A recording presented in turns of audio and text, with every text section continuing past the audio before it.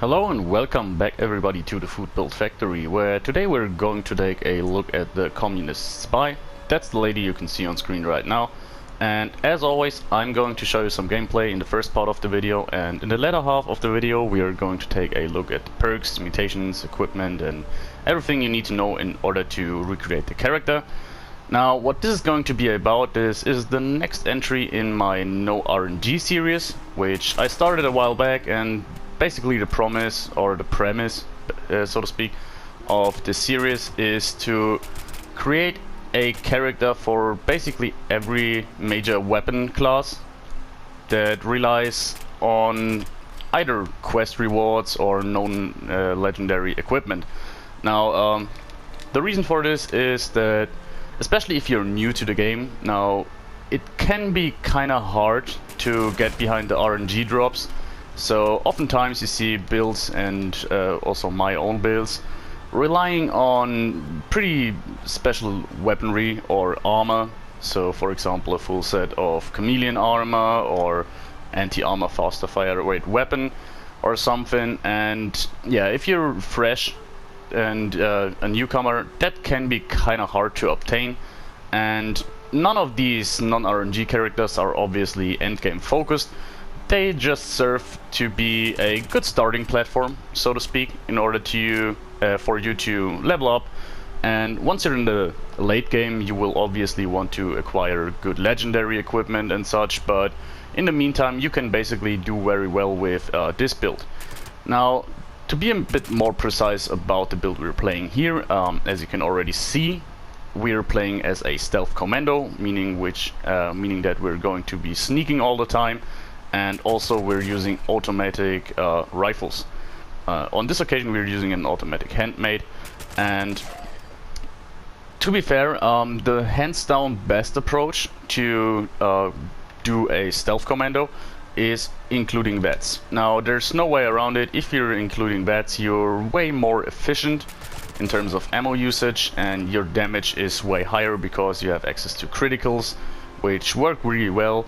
The AP usage of automatic rifles is very low, so all in all it's just a very good idea to go for a stealth commando that uses VATS. However, that would be very similar to the stealth sniper I already did in this year No RNG series. The only difference would be that you use commando perks instead of rifleman perks, obviously. So in order to keep things a little bit fresh and not just make basically the same character again, I wanted to do something that you won't see all that much, which is a stealth commando that uses free aim. So we're not using VATS at all, which leaves us a little bit behind in terms of damage output, but overall it just serves to show that, yeah, stealth commando is one of the best, if not the best build in the game. The only rightful contender, in my opinion, is a heavy gunner in power armor. Those two classes, meaning stealth commandos and power armor heavy gunners, are by far the most prominent builds you will see in the game. Most people use them simply because they're so effective. Now, the only thing that stealth commandos lag a little bit behind is with the addition of daily ops. They were left a little bit behind because those daily ops aren't really suited for stealth. However, yeah, with some minor changes and tweaks to your build, you can always do them solo with the commando build as well. Now, as you see here, we don't have any particular problem destroying ghouls, and to be honest, there's not a lot you will have problems with. Now, your progression when it comes to stealth commandos is basically not even killing enemies easier, because you will see if you're doing such a build, even from the beginning, this is very powerful. Now, your main sense of progression comes from being more efficient with your ammo. So that means in the early game it's entirely possible that you will run out of ammo every once in a while, but the more efficient you get, the more powerful you get, access to all the perks and such, you will see that. By the way, in this occasion we do use VATS simply because mole rats are such a pest, but I've think we're not spec'd into it, so keep that in mind. However, well, yeah, no, not good. Yes, you're getting more effective with your ammo, but overall it's not hard to get ammo, and especially with this here handmade we're using, yeah, it uses the 5.56 ammunition, and that's one of the most plentiful in the game, because for a while it was even used as a backup currency by a lot of the player base, and therefore there's a lot floating around and you can easily get access to a lot of it. Now, in order to stay stealthy, we definitely would benefit from legendary armor. However, it's pretty easy in this game to get stealthy even without legendary armor. Now, another very good option would have been the Chinese stealth armor. Would also go obviously very well with the theme of our character, being this Chinese or communist invader. However, I decided against it for the simple reason that there's a particular arm modification that I wanted to use, and yeah, I mean the stealth suit, the Chinese stealth armor, would obviously honestly even make it a little bit too easy, because yeah, with a dedicated sneak build in that armor set, yeah, you're basically, or even most literally, invisible and will never be detected. Now, on this occasion we got detected. It's entirely up to me, honestly, because I didn't see how they sneak up to me. But as you can see here, we're regaining stealth very easily, and yeah, there he is. I was wondering. Now, another thing that I wanted to say is that while I still believe that the using VETs would be definitely a better choice, not using VETs for once gives us a good access to some perks you basically not use all that much when you're using Commando weapons, for the simple reason that they lie in the agility or the strength tree, which you usually use for getting your VETs efficiency up with things like Gun Fu and all the VETs crits perks. But we're talking about things like Tormentor here, or Adrenaline and such, so you can definitely do well, as you can see here. And when it comes to this no RNG series, up until this point I basically always used some kind of legendary reward that you get from a quest. However, when it comes to Commando weapons, first and foremost, you do actually have access to quite a lot of different legendary weapons that you could use for the build. However, the big downside here is that for some reason none of the rewards you can get are suitable for stealth. So basically you have access through quests to two different energy weapons: a plasma pistol you get from the New Brotherhood questline, a furious laser pistol you can get from the Wayward questline, and you do have two different 10mm SMGs you can get, one that does fire damage, one that has an inbuilt anti-armor effect and a little bit more fire rate, and those are good weapons. However, they all can't be suppressed, which yeah, makes them not suitable for this playstyle. A good option, especially if you're in the lower levels, is doing the questline, the Lying Low questline, which guarantees you a low level fixer. I think it's level 20 or 30, I'm not entirely sure, I think it's 30. However, you're not guaranteed to get the plans to craft the weapon, so for that reason I decided to go for a plain and simple non-legendary handmade rifle. Now, about a year ago I would have said that I wouldn't feel fine using this weapon for the build, because getting mods was kind of a hassle. It was kind of hard to get the plans for the weapon, and there weren't a lot of world spawns for handmade, so it was kind of hard to access all the mods which you heavily rely on. However, nowadays with the addition of human enemies like cultists and blood eagles, I think it's not all that hard to get hands on some handmaids and break them down in order to learn the mods. therefore I decided to go for the handmade here. The fixer also has some kind of downside in a way that I feel if you're going for a VATS build, I definitely use the fixer because it also has a sneak bonus and it works very well. However, if you're going for free aim, the handmade feels a little bit better in my opinion. The recoil is definitely way better, way more manageable, and overall I do like the handmade a lot, and I also think like it works pretty well in terms of aesthetics here.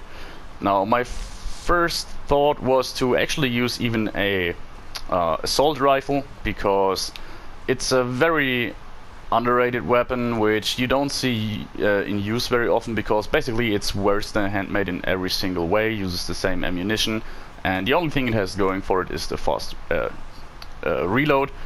However, it definitely, it just is too weak. Yeah, you're burning through too much ammo. Like for a single ghoul with the same build here, I used about 20 shots on average, which just isn't really suitable in my opinion, especially if you're a newcomer and want to keep up with VATS. So therefore I decided to go with the handmade, and turns out, yeah, that was the right decision. Now, as you can see here, when it comes to range, it first and foremost comes a little bit to how good you are with your twitch skills, meaning aiming and shit, which makes the build look way worse than it actually is, because I'm horrible at such things. And when you are in low range, you actually don't want to aim down sights, but just use your hip fire. Now that's something that usually throws me off when it comes to scopes on weapons, because yeah, you can't guarantee that enemies are always far away, and if they are close, yeah, it's kind of, it doesn't feel right to use the scope. And on this occasion that doesn't really matter, because the weapon with all of our perks has excellent hipfire accuracy, where, as you saw here, we can use it pretty much as effective as if we would aim down a reflex sight, for example. So therefore the build works very well in all situations. You can use it very efficiently indoors, you can use it over long range, and the damage drop off you get when you're fighting at long range doesn't really matter all that much, for the simple reason that, yeah, you have follow-up shots. Now another thing you should keep in mind is that in order to make this really newcomer friendly, I also unequipped all of my legendary perks. I think the only exception is I do have ammo factory on, because it doesn't affect our gameplay here at all.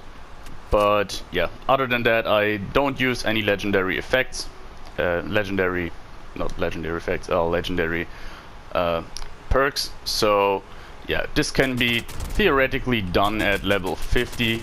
In all fairness, it probably takes you a bit longer, like level 60 or something, because along the way you usually have to take some different or other perks you don't want to use but just have to for a moment. So yeah, usually people can finish their builds at around level 60, level 70 or something, so keep that in mind.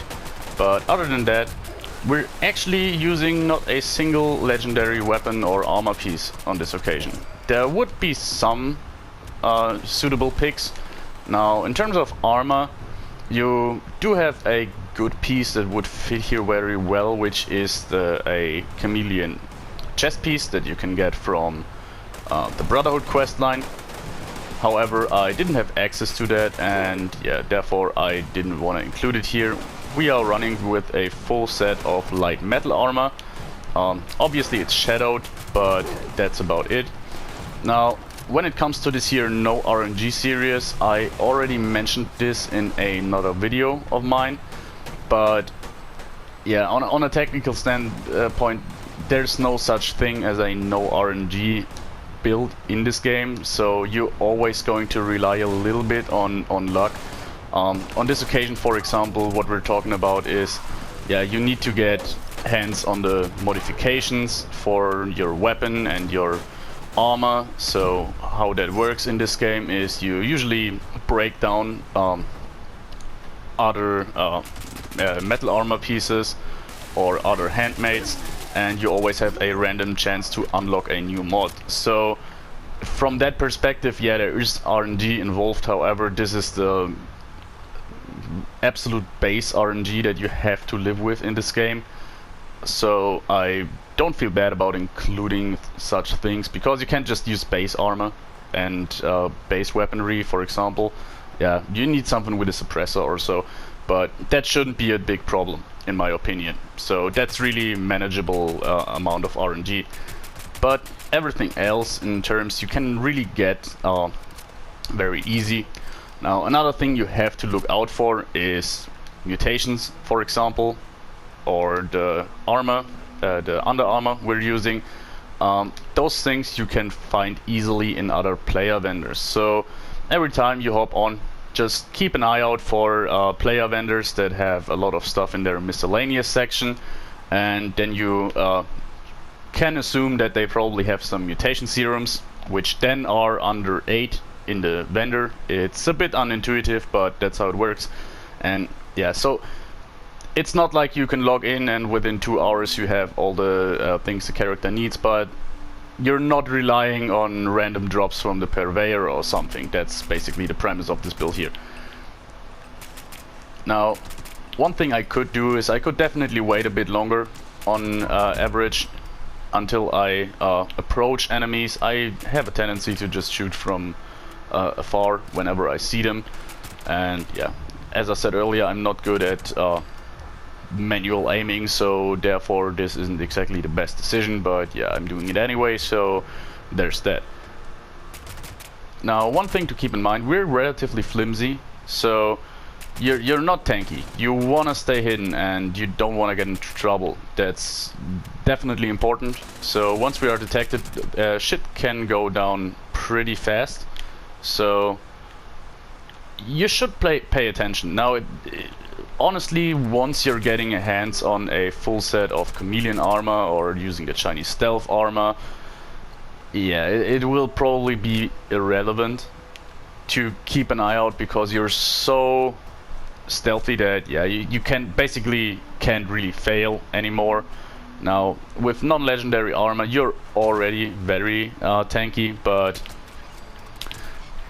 at a point where I say yeah, just you have to avoid mistakes. But if you're not doing an obvious mistake, yeah, you're not getting detected. Another thing here, as you can see, obviously you can really improve your time to kill if you just manage to hit heads, which I usually don't. Now it's easy when it comes to something like a Deathclaw, because their weak spots are their bellies and their heads, so yeah, easy to hit targets.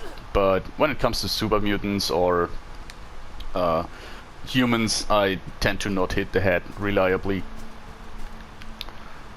We're now taking down these guys here, and once we're finished, we're going to take a look at the perks and everything. My oh my.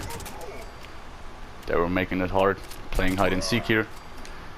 As you can see, in short range we're using hip fire, even up to medium range, if you can see this here. Yeah, the weapon is very accurate, you don't have to aim down sights at all.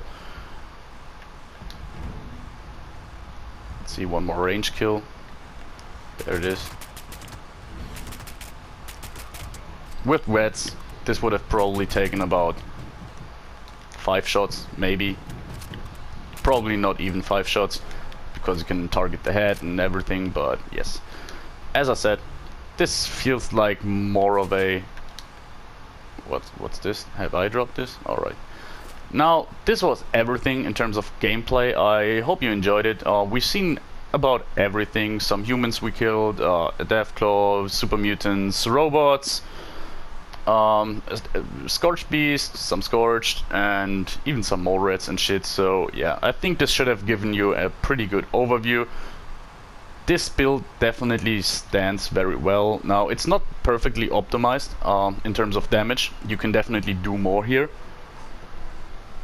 However, I wanted to make a pretty approachable build, so keep in mind you could go higher in terms of damage, but I feel like this was already performing pretty well.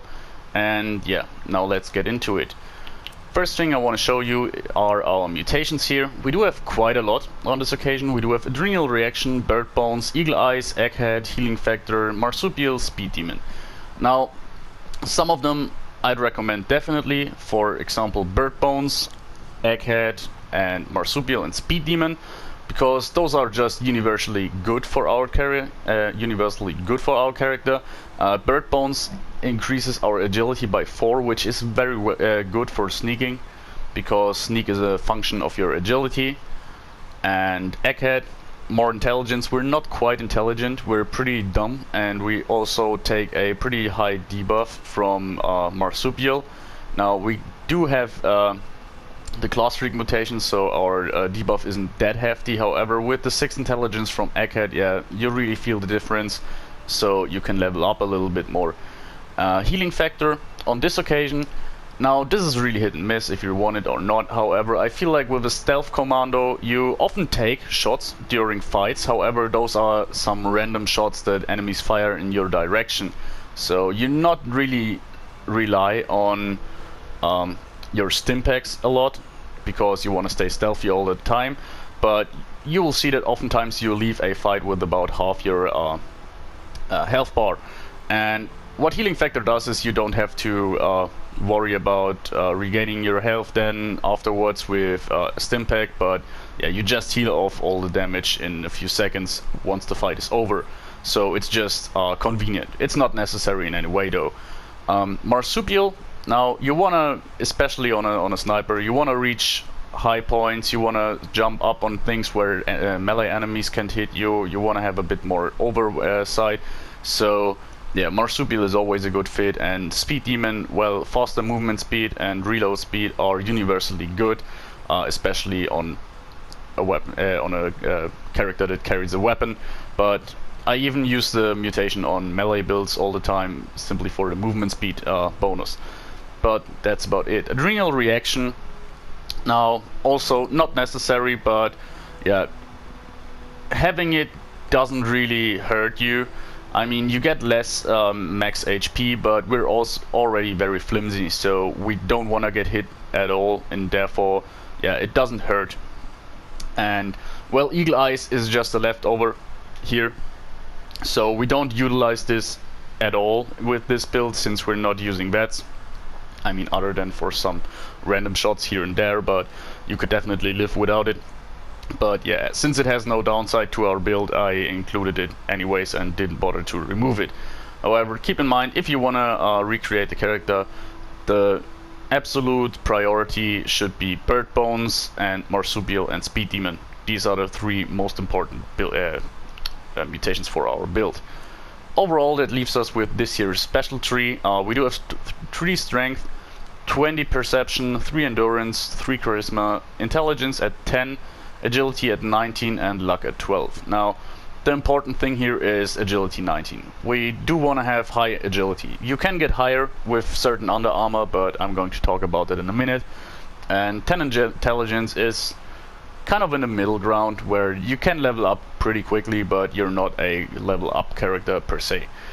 So onto our equipment. As I said, this here is our non-legendary suppressed automatic handmade. We have a powerful automatic receiver. It's just the most powerful one for the automatics when you're not using a prime receiver. We do have stabilized barrel, forceful stock, and stinging magazine. If you want to use VETs, go for aligned barrel and stock. Those are the better options for AP usage. However, since we don't bother with this, we wanted to manage the recoil here.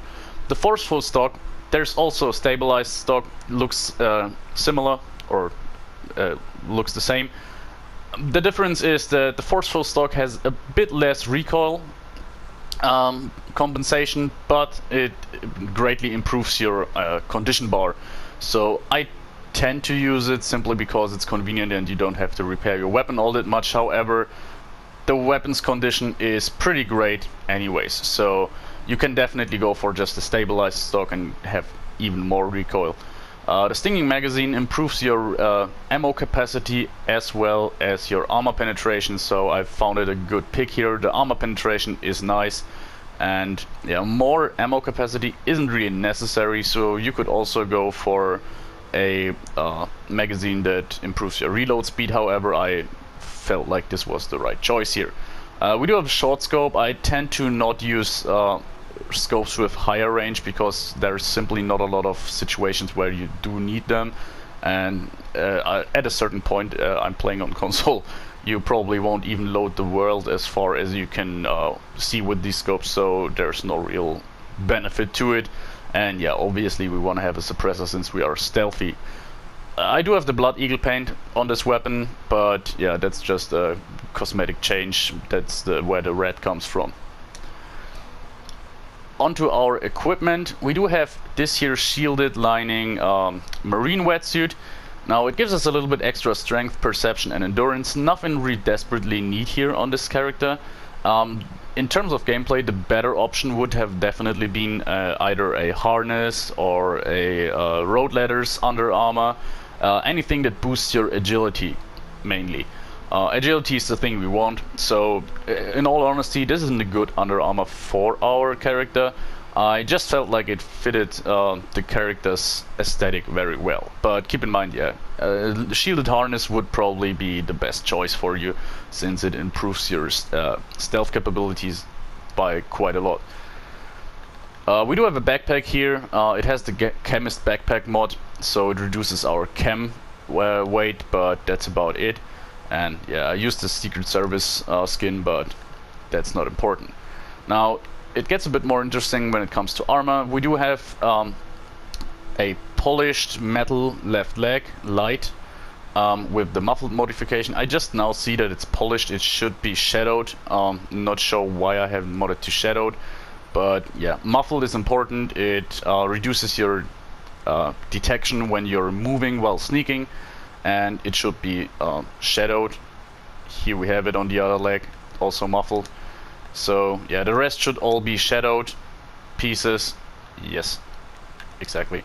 I wanted to have everything modded to ultralight with one exception, and that is the right arm here, which has the stabilized modification. This is a modification that reduces your weapon sway, and yeah, sometimes it bugs out and doesn't really work, but if it works, one piece is usually enough to reduce your weapon sway drastically up to a point where it doesn't move at all. However, yeah, that's if you find that you can live without it, obviously use something else. That was it in terms of armor and equipment, and now we're going to take a look at our perks. We're doing that later. First and foremost, I want to show you here. You can see no legendary perks. The only thing I had here was ammo factory, but it just increases the amount of ammo you can craft. So yeah, I left that in because it doesn't impact our gameplay, but other than that, we don't have any legendary perks equipped. Now that leaves us with 4 strength here, which we use for sturdy frame and bandolier. However, strength is not necessary here. You probably want to have some weight reduction perks, and therefore I left it like this. Sturdy frame just reduces our armor weight. There's better picks there. If you don't have access to the backpack modification, use traveling pharmacy or whatever you want. The only thing I really think you need is bandolier here. The ammo was pretty light that you're using, but on the other hand, you will probably gather quite a lot and want to carry as much as possible, so therefore bandolier is a good pick in my opinion. And here it gets more interesting. Now, even though we don't use the passive benefits from perception because we don't use VETs a lot, we do want to have perception at 15 with all the commando perks maxed out. Tank killer for better armor penetration and the chance to stagger. This is very important. And on this occasion we use ground pounder for faster reload and better hipfire accuracy with our automatic rifles. Now on a VETS character you would dish this out here for concentrated fire, but that's about it. Endurance, one of our dump stats, definitely. We only have 2 endurance and we use it for fireproof rank 2. This is enough to let us survive random explosions from cars that would otherwise one-hit us probably, or a super mutant suicider if it manages to sneak up on us. So that's definitely the best pick you can use here for 2 endurance, but overall we're not really tanky, keep that in mind. However, as you saw in the video, it's not like we're getting detected very often. Onto Charisma, we do have only 3 Charisma and we use it for Tenderizer, a very good perk. It doesn't seem like a lot, but it still seems to work multiplicatively rather than additive in terms of damage, because it's a debuff to your enemy rather than a buff to your weapon, if that makes sense. So those 10% more damage, actually you feel them, and you always use more than 1 shots pretty much, so yeah, the effect of Tenderizer is pretty much always there when we're fighting, so therefore it's a good pick. Now onto Intelligence. Gunsmith rank 5, we don't use it because we need it in order to keep our weapon going, because the condition, as I said, is pretty good. But I wanted to have a minimum intelligence of 5 anyway, simply because, yeah, your weapons are relying kind of heavily on modifications, so therefore you want at least 5 intelligence to equip Gunsmith rank 5 in order to mod your weapons. Now, if you don't feel like it's necessary to use it during a fight, another pick would be First Aid or something, but yeah, I just left it on. It's convenient and nice to have, and overall 5 intelligence. Now Agility, this is arguably one of our most important, or if not the most important stat we do have, since Agility, as I said earlier, influences your sneak ability. The higher your Agility, the better your sneak, and also it has access to quite a lot of good perks here. Now Action Boy is just universally good. It just helps refresh your AP faster, and yeah, since we don't have any other modifications or perks that boost this, at least rank 3 of Action Girl is a nice pick. Covert Operative, this is quite obvious. We always want to attack from sneak and from stealth, and therefore, yeah, boosting our sneak damage, obvious choice. Also Sneak and Escape Artist. Now Sneak is obvious. I often see that people who want to do a stealth character overlook Escape Artist, but this is arguably one of the most powerful perks in my opinion. You should never ditch it out, simply because you can regain caution. If you're detected, just run around the corner, duck again, and you're being in stealth again. So this is very important. It generates a little stealth field for a second or so. And also what this does, I can't 100% confirm this, but I definitely feel like it's true. I read it on multiple cases, and yeah, as I said, I feel like it's true. Once you have Escape Artist on, armor weight doesn't matter anymore. You can easily use heavy armor, heavy combat armor or something to use stealth, and you don't have any penalty for it. So therefore it's a nice choice, because sooner or later, if you're not using it for role-playing purposes like I did, you don't want light armor or something. You want heavy armor that gives you better damage resistances. So therefore, yeah, very important. Adrenaline at rank 3 and Born Survivor at rank 2. Now this is a bit of a personal preference here. I often use Adrenaline in other builds and found that rank 3 fits more often than rank 5, so I only have rank 3 of Adrenaline here, and I use the other 2 ranks that you had if you maxed out Adrenaline for Born Survivor. Now Born Survivor, if we're getting detected, we're relatively flimsy, so we're using rank 2 of Born Survivor. If we're getting hit at 30% health, we automatically use a Stim Pack, which can just be the exact thing we need in order to stay alive. However, if you feel like you want to have a bit more damage, don't use Born Survivor. It's not necessary, it's just a little bit convenient, and rather use rank 5 of Adrenaline rather than rank 3. Simple as that. And on to luck, we do have Bloody Mess here, Tormentor, Class Freak and Starched Jeans at rank 2. Now Bloody Mess, just a little bit more damage overall. It's not the best perk anymore, but it's more damage. Tormentor, now this gives you the ability to have a chance to cripple an enemy's limb. This is especially handy when we're fighting boss enemies. Things like well, Williams, Scorch Beasts, or Sheep Squatches, just target their legs or their wings respectively, and you will have a good chance due to your fire rate to cripple them pretty soon. In terms of Scorch Beasts, that means that they are forced to land. Other enemies like Yaoguai or Sheep Squatches or even Deathclaws will be pretty much irrelevant, since they just can't move anymore if you cripple their limbs, and then that makes them pretty redundant. Now on to this here, we have Class Freak. It's not like on a melee character where we desperately need it or something, but I feel like Class Freak was a good choice here, simply because we do have some very hefty debuffs, especially to our strength and endurance and everything, and most notably to our intelligence. So reducing them by 75% is not a bad choice here. Oh, excuse me. And Starch Genes, this is an obvious choice. Oh wow, excuse me. This is an obvious choice. We're quite heavily mutated, so we want to keep that at all times in order to not get new mutations and not lose our mutations when we use a Red Away. Now during the video we level up, and this gives me the ability to show you what I rather wanted to do and decided not to, because it doesn't make all that much of a difference. But yeah, this is how the build should have looked like. So as you saw here, we did have one point of luck left, and yeah, we now use that for endurance, so we do have rank 3 of fireproof, and yeah, we're not losing out anything here. So this is how the build should look, and I hope you did enjoy the video.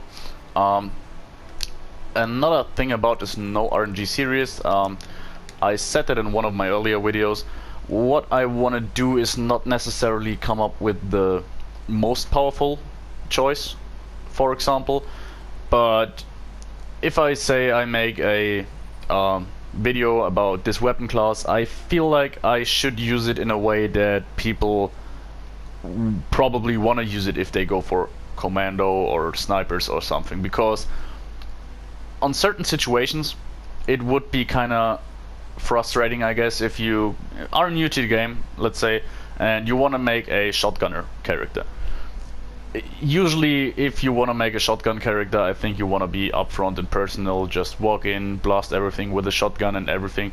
And yeah, from a technical standpoint, the best and easiest way to do a shotgunner in this game is using stealth and VATS crits, and that doesn't feel especially like what I guess a person doing a shotgunner would want. So therefore sometimes I tone down a little in order to make the experience more like you probably would like it. So on this occasion I am aware that yeah, if you're a Commando character, there's a good choice that you wanna go for a non-stealth approach. So the Commando class will be one of those where I feel like I will, once I have a video for every weapon class, revisit the Commando class and do a non-stealth approach. But for now I felt like I want to show that, and the next non-RNG character I'm probably going to do is a heavy gunner, which will be the next powerful step. And I think the heavy gunner power armor class will probably be the most powerful build that you can easily recreate, simply because you have a very good weapon you can use, and your power armor makes you very tanky. So overall, yeah, keep an eye out for that. It's going to take a few days, but after all, I hope you enjoyed the video, and see you next time, guys. Bye.